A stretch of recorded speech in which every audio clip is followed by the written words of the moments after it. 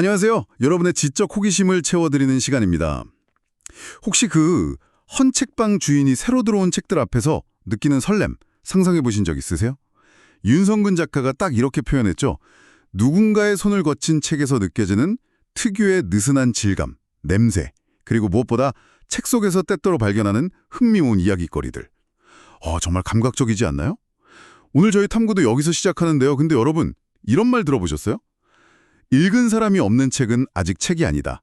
책은 누군가가 읽었을 때 비로소 책이 된다. 이게 무슨 뜻일까요? 그냥 종이 묶음이 어떻게 진짜 책이 되는 걸까요? 오늘 바로 이 질문의 답을 헌책 속에서 한번 찾아보려고 합니다. 네, 오늘 저희가 함께 깊이 파고들 주제는 바로 헌책 속에 숨겨진 선물입니다. 여러분께서 보내주신 자료에는 그 헌책방 기담 수집가로 유명하신 윤성근 작가의 인용문도 있고요. 또 헌책에 대한 깊은 애정과 성찰이 담긴 에세이, 그리고 마지막엔 잠언 구절까지 포함되어 있더라고요. 이게 그냥 낡은 책 얘기가 아니라 그 안에 담긴 시간, 기억, 또 불완전함의 가치 같은 것들을 우리 삶하고 연결시키는 꽤 흥미로운 여정이 될 것 같아요. 자, 그래서 이번 탐구를 통해서 저희가 알아볼 건 이거예요. 헌책이 왜 그냥 중고 물건이 아니라 시간과 기억이 담긴 선물인지, 또 새 책의 그 깔끔함과는 다른 헌책만의 불완전함 속 아름다움, 이런 건 또 뭔지 이걸 같이 파헤쳐 볼 거고요. 더 나아가서는 이게 정말 재밌는데 헌책이랑 우리 인간의 삶이 어떻게 그렇게 닮아 있는지 그 비유들을 따라가면서 우리 자신에 대한 새로운 통찰도 얻어보려고 합니다.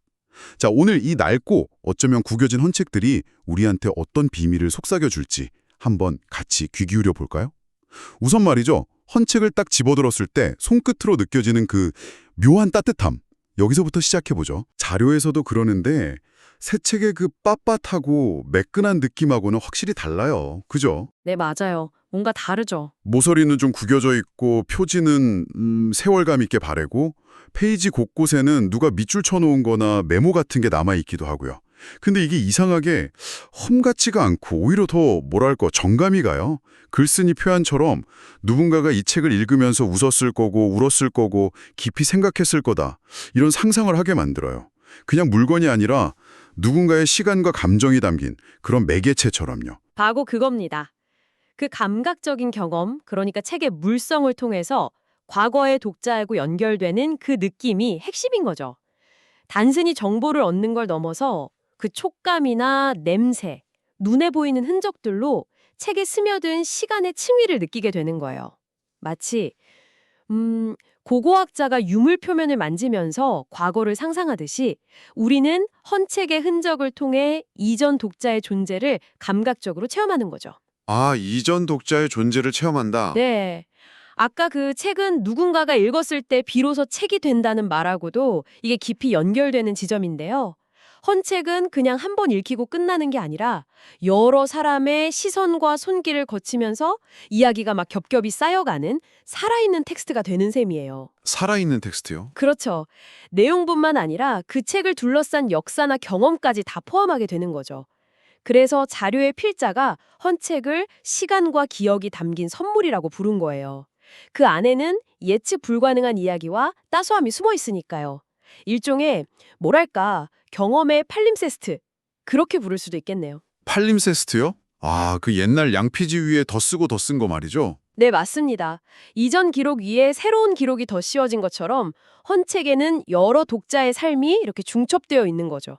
와, 경험의 팔림프세스트라. 그거 진짜 멋진 표현인데요. 그 겹겹이 쌓인 흔적들이 바로 불완전함 속의 아름다움으로 이어지는 거군요. 새 책은 완벽하지만 어딘가 좀 차갑게 느껴질 때도 있잖아요. 근데 헌책은 안 그렇죠. 예를 들면 귀퉁이가 여러 번 접힌 페이지는 누가 이 부분을 되게 여러 번 읽었구나, 공감했구나 하는 표시 같고, 그렇죠. 여백에 남겨진 그 약간 서툰 글씨 메모는 그 사람의 솔직한 생각이나 감탄? 그런 걸 엿보는 느낌이고요. 심지어 실수로 생긴 것 같은 커피 얼룩조차도 어느 날 오후에 되게 여유롭게 책 읽었나 보다 하고 상상하게 만드는 하나의 이야기가 돼요. 이런 흠들이 오히려 책의 인간적인 온기, 생명력을 불어넣는다는 거죠. 바로 그 지점입니다. 이 불완전함을 긍정하는 시선, 이게 우리 자신을 바라보는 태도에도 아주 중요한 시사점을 던져줘요. 자료에서도 지적하듯이 우리 인간 역시 완벽하게 새것 상태로 존재하지 않잖아요. 네, 그렇죠. 태어나는 순간부터 부모님, 가족, 스승, 친구들 스쳐 지나가는 인연들까지 정말 수많은 타인의 손길을 거치면서 영향을 받고 계속 변하죠. 우리 삶에도 헌책의 그 구겨진 모서리, 빛바랜 표지, 예상치 못한 얼룩 같은 그런 흠집이라 상처들이 새겨지기 마련이거든요. 아, 듣고 보니 정말 그렇네요. 그런데 이 글은 그런 불연전함이 우리를 가치 없게 만드는 게 아니라는 거예요. 오히려 우리를 더 깊이 있고 진실하고 고유한 존재로 만든다고 역설합니다. 마치 잘 숙성된 와인처럼요. 시간과 경험이 더해져서 독특한 풍미를 만들어내는 거죠. 와인 비유 좋네요. 네, 그 일본의 와비사비, 와자키비 미약하고도 좀 통하는 부분이 있어요. 완벽하지 않아서 더 아름답고 덧없기에 더 소중하다는 그런 인식이죠. 아, 와비사비. 네네. 그래서 자신을 막 다그치기보다 삶이 남긴 흔적들을 좀 끌어안고 자신의 불완전함을 너그럽게 받아들이는 그런 태도예요. 여러분 각자의 삶에 새겨진 그 독특한 흔적들, 그게 바로 여러분을 특별하게 만드는 고유한 이야기라는 점을 기억하시면 좋겠습니다. 와비사비 미학과의 연결이라. 흥미롭네요. 불완전함을 받아들이는 태도. 근데 헌책방의 매력이 또 거기서 끝이 아니잖아요. 그 예기치 못한 발견의 기쁨. 아, 그렇죠. 세렌디피티. 네. 분명히 이 책 사러 갔는데 전혀 다른 책에 막 마음을 뺏기거나 아니면 책갈피 대신 끼워져 있던 낡은 사진 한 장, 누구 편지, 오래된 영화표 이런 거 발견하는 순간들이요. 이런 건 정말이지 계획이 없던 선물처럼 다가와요. 맞습니다. 그 세렌디피티, 우연한 발견의 기쁨. 이게 헌책방 탐험의 가장 큰 묘미 중 하나죠.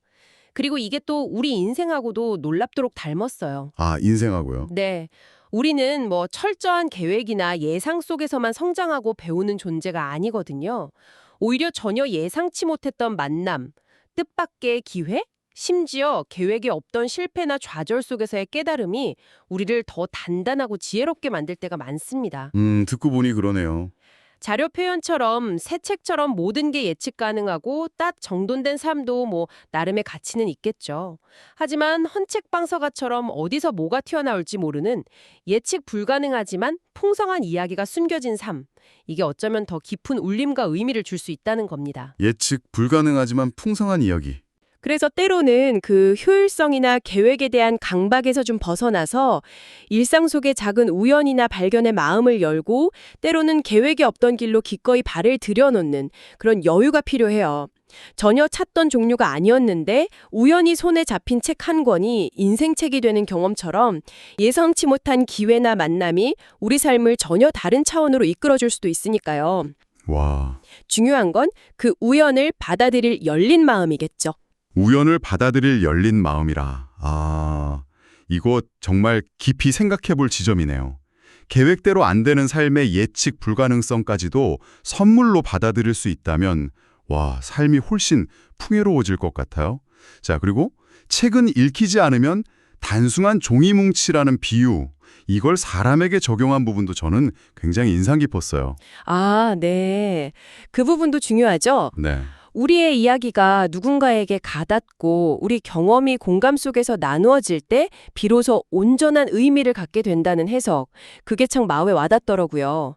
결국 우리는 관계 속에서 서로 읽히고 또 서로를 읽어주는 그런 존재가 아닐까 싶어요. 아무리 뛰어난 생각을 하고 깊은 감정을 느껴도 그게 표현되고 누군가에게 이해받지 못하면 좀 공허할 수 있잖아요. 정확합니다. 읽힌다는 건 단순히 내 이야기를 들어주는 걸 넘어서 나의 존재가 타인에게 의미 있는 방식으로 연결되고 영향을 미치는 경험을 의미해요. 혼자 간직한 이야기는 그냥 일기장에 머물 수 있지만 용기를 내서 나눈 이야기는 누군가에게 위로가 되고 영감이 되고 심지어 삶의 방향을 바꾸는 계기가 될 수도 있습니다. 헌책이 여러 사람의 손을 거치면서 그 가치가 더해지고 순환하는 것처럼 우리의 경험과 지혜 역시 나눔을 통해 생명력을 얻고 확장되는 거죠. 자료 속 필다가 자신을 선생님에 비유하면서 학생들에게 삶의 지혜를 나누려고 노력하는 모습? 그게 바로 좋은 예시예요. 네, 맞아요. 그 선생님 이야기. 내가 겪었던 시행착오, 내가 발견한 기쁨, 내가 깨달은 삶의 진실 같은 것들을 다음 세대나 주변 사람들과 나눌 때 그건 사라지지 않고 공동체의 자산으로 남아서 계속 살아 숨쉬게 됩니다.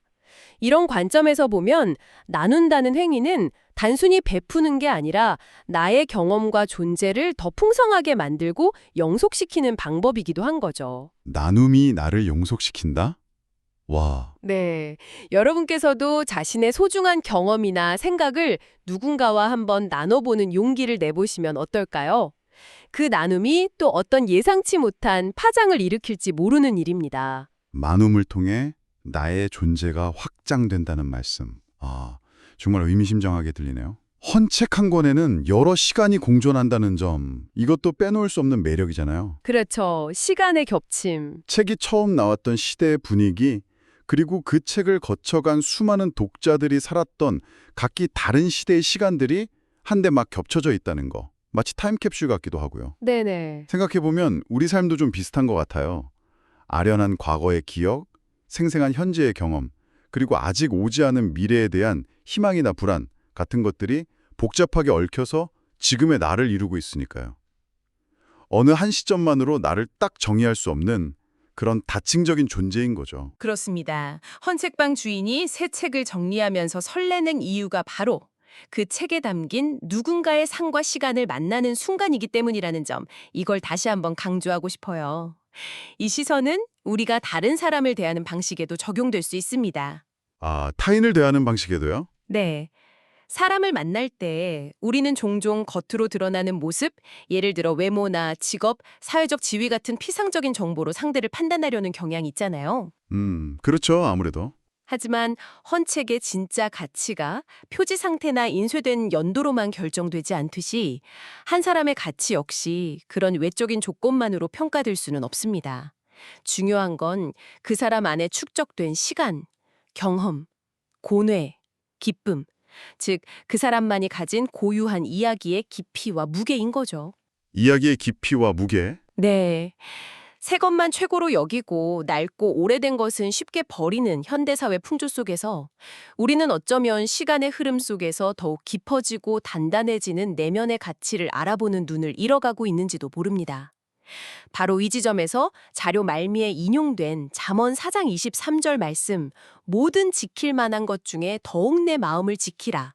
생명의 근원이 이에서 남이니라. 이 구절이 특별한 의미를 갖게 돼요. 네, 그 성경 구절이요. 헌책이 여러 사람의 손길과 시간을 통해서 풍성한 이야기를 담아내는 그릇이 되듯이 우리의 마음 역시 우리가 겪어온 모든 경험과 감정, 생각을 담아내는 그릇이라는 거죠. 마음이 그릇이다. 네, 그 마음을 잘 지키고 가꾼다는 건 어떤 외적인 조건이나 다른 사람의 평가에 흔들리지 않고 자신의 내면에서 우러나오는 목소리에 귀 기울이면서 삶의 경험들을 소중히 여기고 성찰하는 태도를 의미할 겁니다. 겉모습 너머의 깊이를 보려고 노력하고 또 자신의 내면 세계를 정성껏 가꾸는 것, 이것이 바로 헌책이라는 이 오래된 지혜가 우리에게 건네는 또 하나의 소중한 선물이 아닐까요? 시간의 흔적을 존중하고 내면의 가치를 발견하는 것, 이것이 바로 생명의 근원을 지키는 길이라는 그런 깊은 통찰을 얻게 됩니다. 네, 오늘 저희는 낡은 책 한 권을 길잡이 삼아서 시간과 기억의 소중함, 또 불완전함 속에 깃든 예상 밖의 아름다움, 계획하지 않은 발견이 주는 설렘, 그리고 관계와 나눔을 통해 피로서 완성되는 우리 존재의 의미까지 정말 깊이 있는 대화를 나눈 것 같습니다. 헌책에 새겨진 누군가의 흔적이 그 책을 세상에 단 하나뿐인 특별한 존재로 만들듯이 우리 각자의 삶에 새겨진 고유한 경험과 상처, 기쁨의 흔적들 또한 우리 자신을 더욱 깊이 있고 진실하게 그리고 아름답게 만들어준다는 정말 따뜻한 위로와 통찰을 얻어가는 시간이었어요. 자, 이제 탐구를 마무리하면서 여러분께 작은 생각거리 하나 던져드리고 싶습니다. 오늘 저희는 헌책이 다음 사람에게 전해지면서 새로운 이야기를 쌓아가고 또 우리의 이야기도 나눌 때 더 큰 생명력을 얻는다는 점을 확인했잖아요. 네, 그렇죠. 깨달음이든 잠시 스쳐간 기쁨의 순간이든 혹은 힘겹게 넘어섰던 어려움의 기억이든 다른 누군가와 기꺼이 나누고 싶은 이야기 조각은 무엇인가요? 그리고 그 작은 나눔을 통해서 여러분의 이야기가 어떤 새로운 빛깔과 의미를 얻게 될지 잠시 상상해보는 시간을 가져보시면 어떨까요? 오늘 저희가 준비한 이야기는 여기까지입니다. 다음 시간에도 여러분의 지적 여정의 길잡이가 될 흥미로운 통찰과 함께 돌아오겠습니다. 고맙습니다.